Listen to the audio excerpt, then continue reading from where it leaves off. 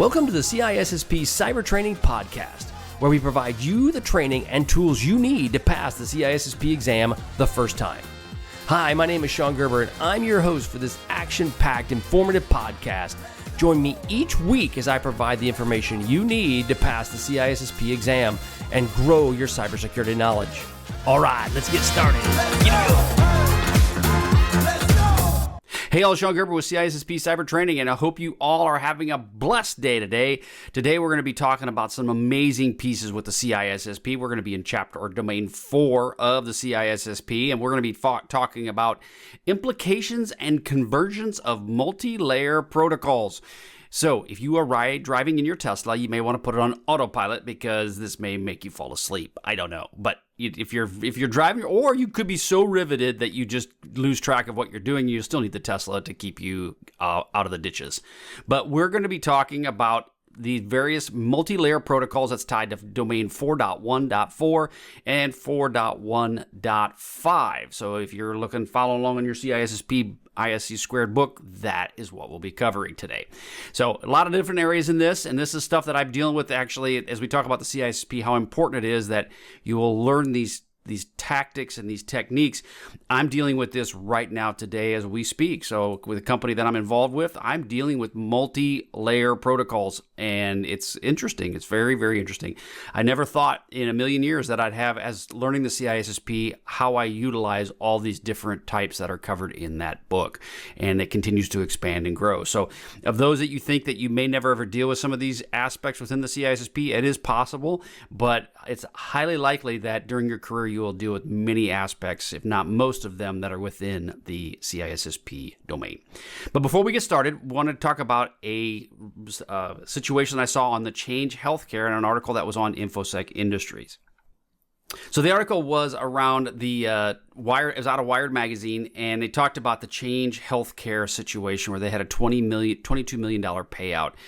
Now, the interesting part is they're seeing more and more of this on the rise with healthcare institutions. In Recorded Future, I've worked with them in the past. They have counted up to 44 healthcare-related incidents in the month after the Change Healthcare payment came to light. And I live in Wichita, Kansas. We know that one of our hospitals was hit, which actually caused dramatic impact to a friend of mine that was going through a heart attack at that point. And so they were able to get him taken care of. But on the flip side is that all their systems went down. Now, coming out of the Ascension Healthcare situation, they said that they recently released that there were 4 or 7 servers out of the 2,500 that were affected. I kind of chuckle at that a little bit of going, well, if there was only 7, then you took all that down for only 7. So what does that tell you? That tells you they have some very critical systems that are not well redundant. Again, that's not a good word. That's actually a terrible word. It's not even really a word, but they're not redundant. So that's, as you're looking as a security professional, you need to make sure that you find these critical systems within your organization to ensure that they are properly protected and that they're resilient to these types of attacks. But this medical targeting, they talk about Change and the $22 million payout, and we'd heard about it, but they more or less confirmed the fact that this did happen, and it did allow them to get back up and running. But it did cripple the company. It shut down hospitals, medical practices, pharmacies, and all those across the United States. So it was a very big deal. Now, an interesting part is I'm reading through this, and they talk about ransomware attacks going up. There's more incidents happening in March and in April and so forth. And the part is that's interesting in the fact is that they said that they paid twice. And I will kind of come back to how they paid twice here at the end of this article, but keep that in the back of your mind. They actually did pay twice. So when you get hit, and it isn't just Change that is going to pay twice. If you're a company that gets hit with a ransomware attack, it's highly likely you will pay twice. And we'll get into that. See, it's that little catch that'll hold you in captivity. But no, realistically, they talked about how these ransomware payments are actually incentivizing attackers. When this first broke, I would say it was like in 2006, 2007, when the ransomware attacks started coming, I knew this whole thing was going to cause nothing but issues just because everybody's going to be incentivized by the payouts from this. The challenge is going to be you have to be people that are outside of the country that you're attacking, because you can't really be somebody here in the United States attacking somebody in the United States, because the FBI will come knocking on your door and then all of it falls apart. But bottom line is it's only going to incentivize these people from doing this. We talk about Ascension. I just recently, they have 140 hospitals and 40 senior living centers. They were hit. Again, multiple things are happening over and over again. Now I come back to the double whammy.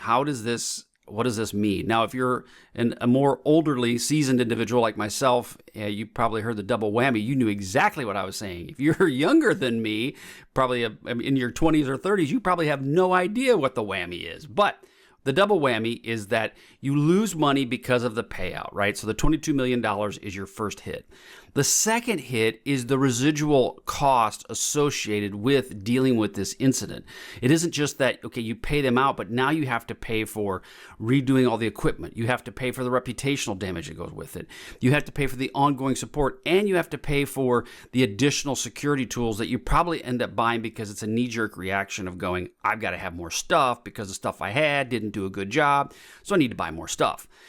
And the security folks are happy about that, but at the end of it, did you really need to buy more stuff? So you see, these are cascading costs that continue to just wham, just beat the dickens out of businesses because of this overall ransomware effect.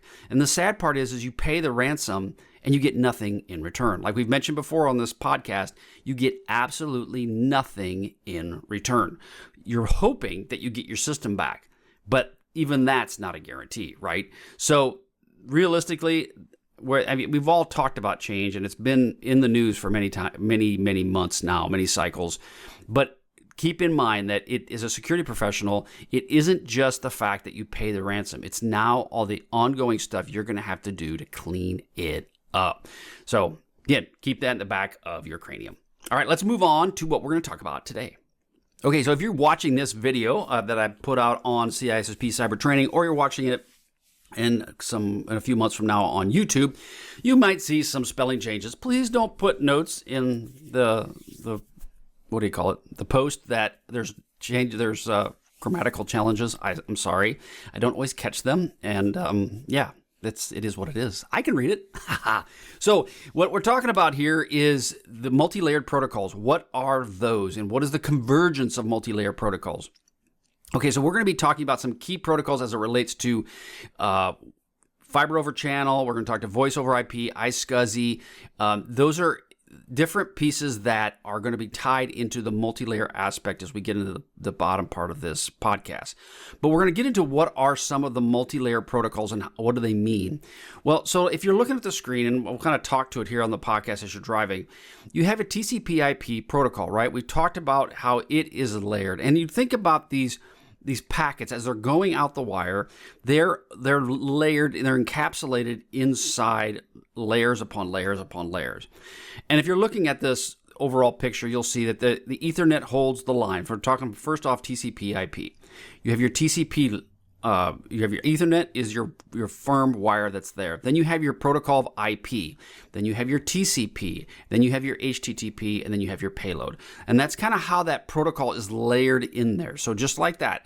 But then when you encapsulate it, so that's how you would have normal traffic that is not encapsulated.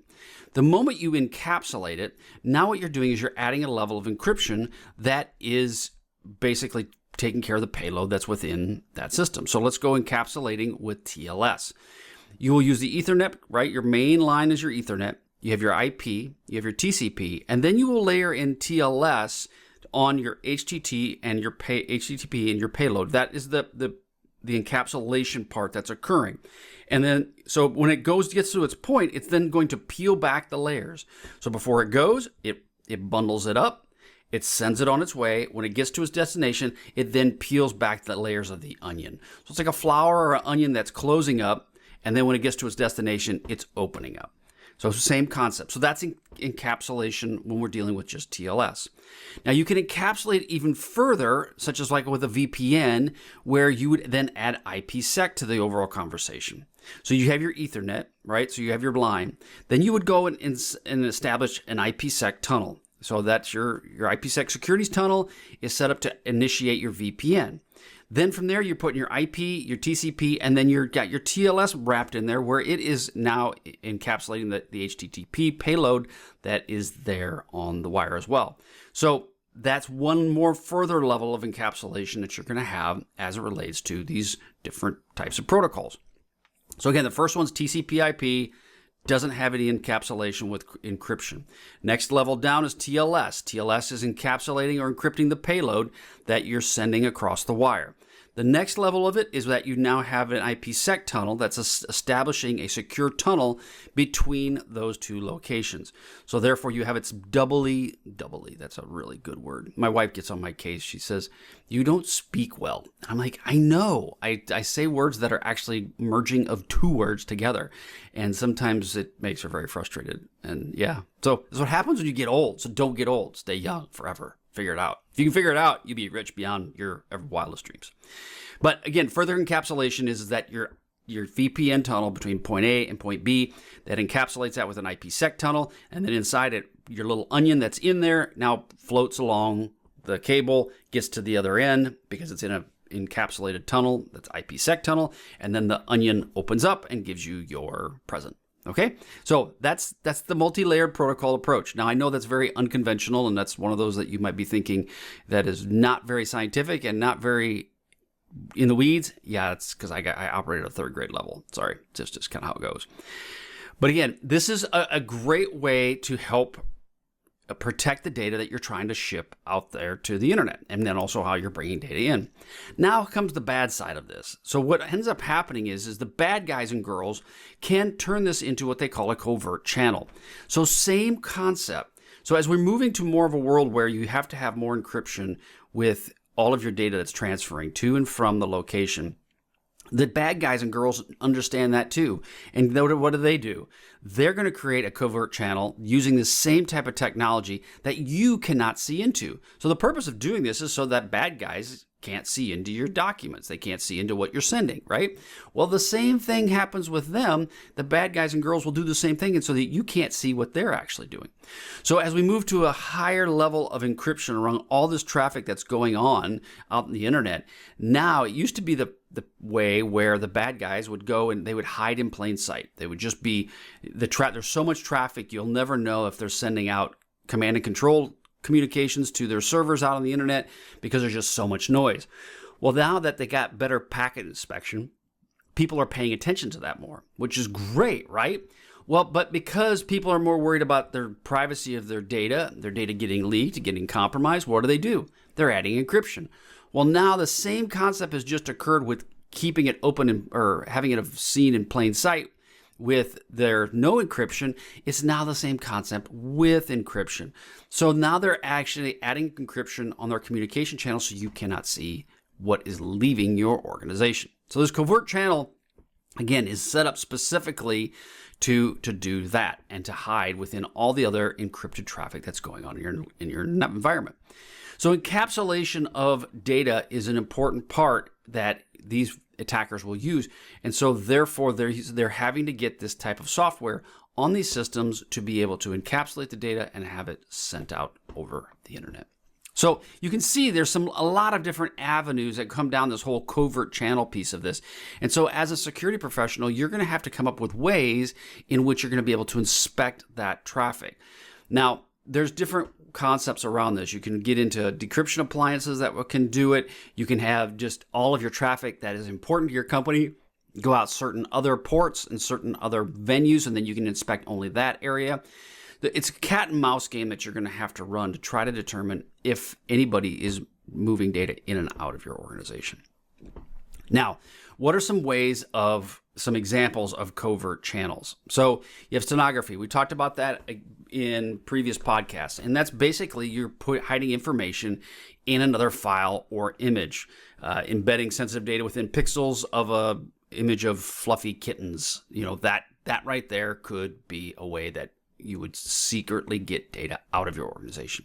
Now, there's ways to look for that, right? Obviously, we kind of talked about that where you can, an image size, let's say, is 2 megs of the fluffy kittens, and this image now is 25 meg.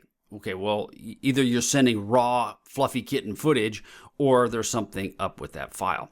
And so that's the challenge that comes with it. Now, documents, I will tell you that if you try to put documents into steganography or into pictures, they will not make any real sense of change in the size of of the file itself. Where it really gets, the bad guys get caught is when they're trying to shove too much data into an unknown file. And the other thing is it makes it really hard to do stenography. You have to be very, very specific on what you're trying to accomplish. And you're definitely showing that you are wanting to get the data out of your organization. Whereas the accidental, oops, I sent it to my home email. Oh, I'm so sorry. Forgive me. That is kind of goes out the window when you use stenography, right? So, and especially wouldn't hold up in a legal court. Yeah, I accidentally put my most sensitive data inside a picture and sent it home because I really wanted to see the fluffy kitties, but I didn't know I did it. Yeah, see, that doesn't hold up in court, right? Anyway, alternative data streams. Now you're leveraging unused parts of a data stream, such as NTFS alternate data streams, to hide specific information. So you can use the data that's coming and going from your organization, and you can add data to it. That'll be a way that you could hide that information as well. I know I've seen this happen where individuals have sent data to, maybe they have an EDI communication between two companies. They will then incorporate data that they would normally send to one company as, let's say, banking information, and they would put documents into that scheduled batch job where it would automatically batch it up and ship it out. And it would get out because people are expecting to see a batch job go for EDI communication. The downside of that is that you have to have the ability on the other end to be able to get that data, or you have to be able to modify the EDI batch process so that instead of it sending to a bank, it sends it to your home, whatever. So there's other ways of getting the data out that way. There's also low-level network protocols such as using ICMP and DNS to do this. Now, this works really well because it stays under the radar. And what is ICMP? Well, ICMP is the Internet Control Message Protocol. And how is ICMP used? Well, thank you for asking.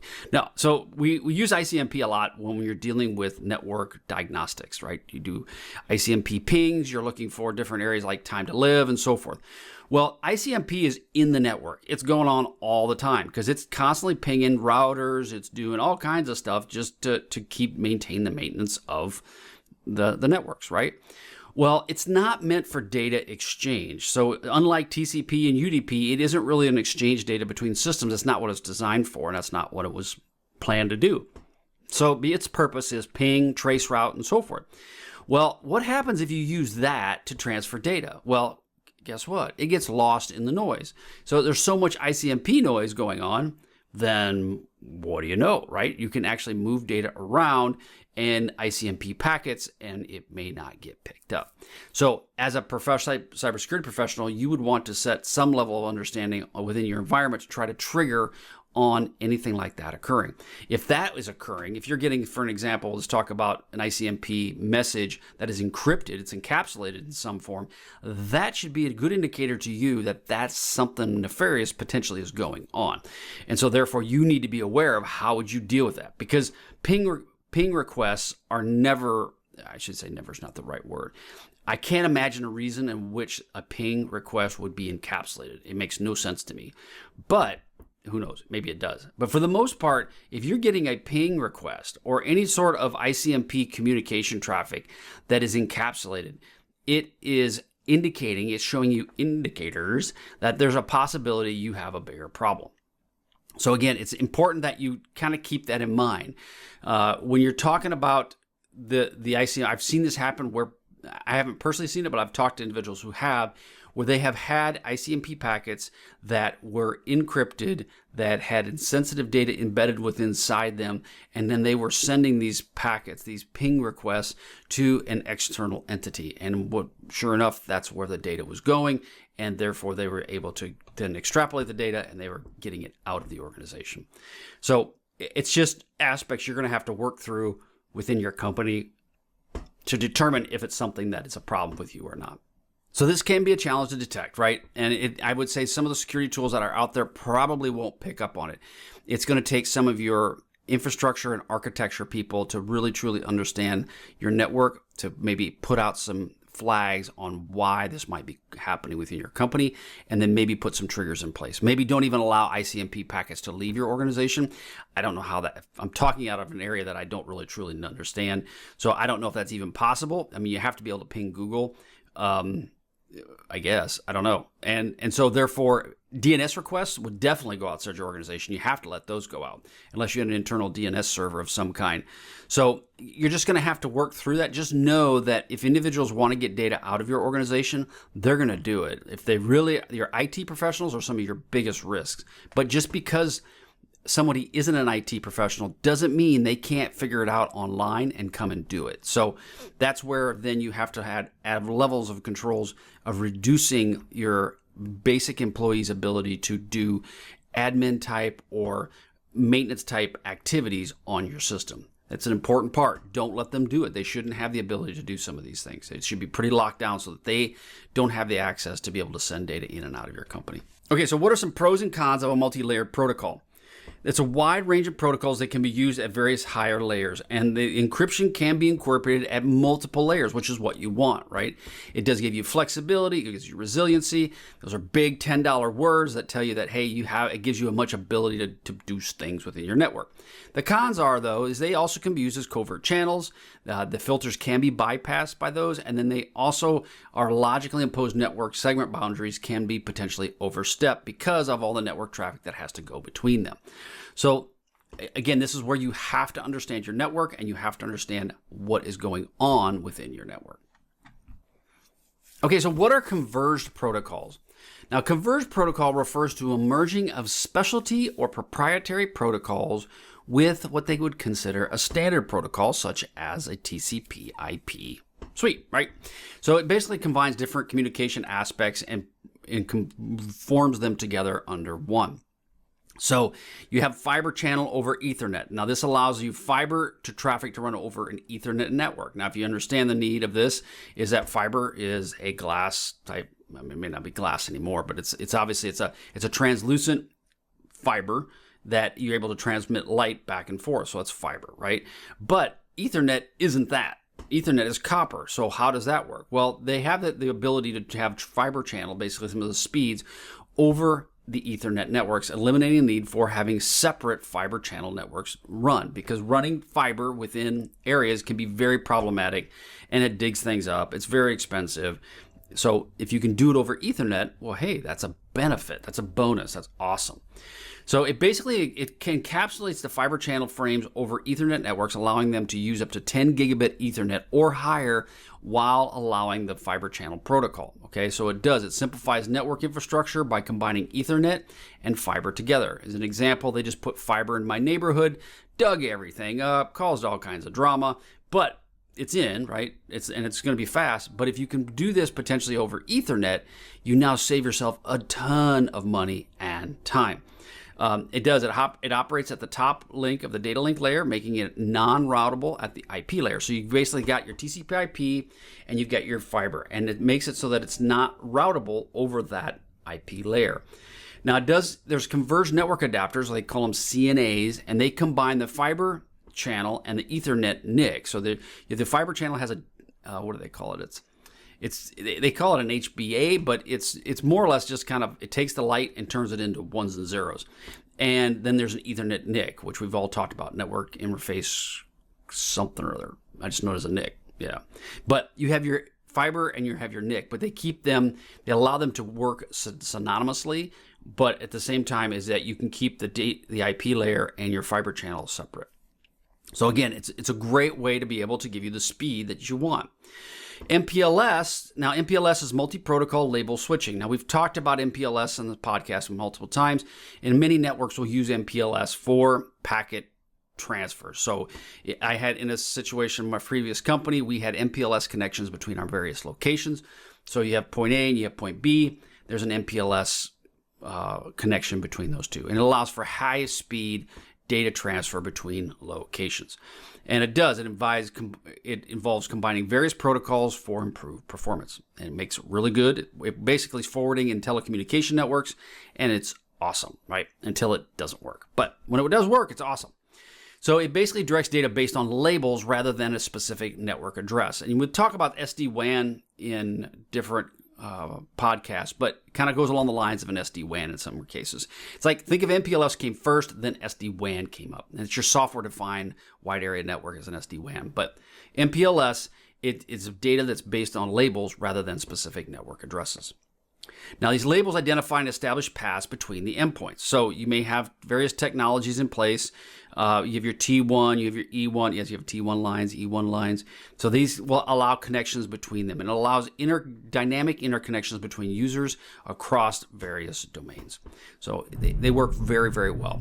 Now, they're used for efficient data transmissions, quality of service, and consolidation of communication technologies. So they work well, and you'll see them a lot within many companies, as far, especially if you have geographically separated locations. Next, what we're going to talk about is iSCSI. So this is Internet Small Computer Systems Interface. Now, iSCSI enables block-level storage access over IP networks. Basically, it converges both the storage and the network side of the house.